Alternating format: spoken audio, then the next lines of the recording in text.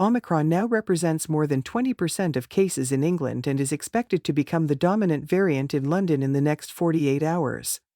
The Health Secretary has said. Sajid Javid told the Commons there are now 4,713 confirmed cases of Omicron in the UK, but the true figure is almost certainly much higher. Meanwhile, at least one person in the UK has died with the variant, while 10 people have been admitted to hospital. Confirming the news, Prime Minister Boris Johnson said the best thing people could do to protect themselves was get their booster jab. The public seemed to be listening to calls to get their booster, with the NHS website crashing this morning after more than 100,000 people tried to get an appointment. There have also been long queues at walk-in vaccine centres, after the rollout was expanded to all over 18 seconds. And orders of lateral flow kits from the government website have been temporarily suspended following high demand, ahead of new advice for fully vaccinated people to do daily tests after coming into contact with a COVID case. The Prime Minister is continuing to face questions over parties in government buildings during lockdown last Christmas. He has said he certainly broke no rules, after a picture published in the Sunday Mirror showed the PM at a virtual quiz in Downing Street,